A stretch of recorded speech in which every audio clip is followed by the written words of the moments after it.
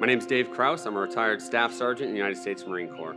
I joined the Marine Corps in 2003, spent 11 years in before retiring in November 2014. While I was in the Marine Corps, I was an explosive ordnance disposal tech, or bomb squad. While I was operating as an explosive ordnance disposal technician out in Cambodia, this would have been around January 2013, I was working with a small team of about 6 individuals. We were out there supporting humanitarian demining mission.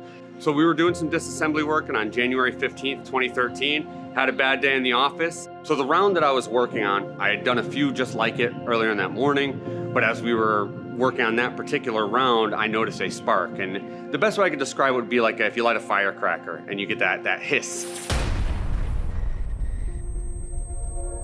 I immediately lost my left hand. There was a lot of shrapnel that entered into my face, skull, all that stuff. But when it happened, I was certain that I was dead. I was not a committed man of faith or anything like that at the time, but coincidentally, I did drop to my knees and talk to God for a minute. If this is how it's meant to be, then I'm okay with that. I made my peace with with God and said, if this is how you want it to end, then I'm ready. Take me home. And so at the time, I'm thinking about my daughter and how I grew up without a dad, and about the only regret that I was ready to carry into the afterlife was the fact that I was leaving her the same way.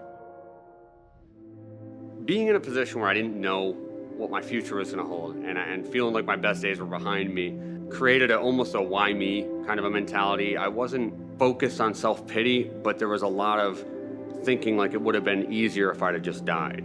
I believed in a God, but I guess you would have described me as agnostic. Honestly, I think I liked the idea of there being a God that could take care of me and do good things for me. I didn't like the idea of a God that wanted me to behave in a certain way. What was getting in my way of seeking Jesus and accepting the Lord was the idea that I was in control. I didn't want to give up to control. And it took a situation where control was taken from me for me to finally realize that maybe the way that I was doing it wasn't the way that I ought to be doing it. But it was a morale-boosting trip that I went on with a charity down there at Walter Reed, and they took me to Fenway Park to see the Red Sox play. And I'm a New Englander, I'm a Red Sox fan. That would have been the first time where I wasn't focused on my injuries, I wasn't focused on the pain, trying to figure out what the rest of my life looked like. I was just having a good time. And once I realized that I was capable of enjoying myself again, it changed my outlook, and I started to question why me from a perspective of believing there was a reason.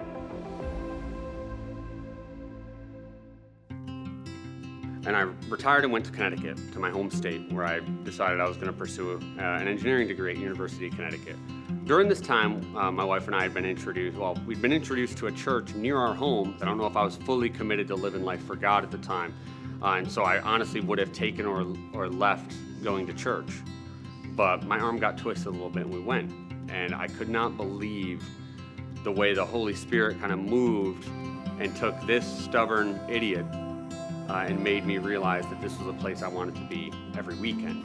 And it had kind of started with their worship service. And I've been a drummer since I was in high school. Along with all of the other things I had to figure out how to do again after I got injured, you can imagine playing drums was one of those things that took a little bit of practice, but it was something I cared about. It was something I'm passionate about, and so I pursued it. Being a drummer and being plugged into this new church, and their worship leader was married to my wife's friend. And so naturally I was introduced to them, and as we were talking, he gives me a pity tryout, and turns out he was actually pretty happy to extend an invitation for me to join the worship team up in Connecticut. There was a subconscious desire almost to kind of not want to fully commit and to kind of take the first opportunity to run. And joining the worship team got me plugged in with people that I felt like I could relate to, and people who understood my passion for music. And I was surprised to find that not everybody who goes to church is perfect. These were people who were honest about their own failures, and that made me comfortable to be who I really was. Around 3 years ago, my wife and I had moved to Palm Coast, Florida, and we had started, we were looking around for a good church. After our first couple trips to Parkview, we realized this might be the church for us, and I wasn't sure how to go about getting plugged in. I mean, the church had made it easy, but I wanted to feel like I knew people first. And it was meeting the associate pastor of Parkview and him telling me that they had, as a church, had been praying for months that they would find a drummer for this campus plant here in LPGA. I think I told him that I'm your man until I die or you find somebody better. And so now for about 3 years, I've been serving as much as I possibly can here at Parkview LPGA as a drummer on the worship team. And for me, it's been It's been incredibly valuable in terms of helping keep me close to God and keeping me close to this community. There was one piece of encouragement that I want to give to other believers, whether you're a new believer or a longtime believer, is you need to find a way to get plugged in.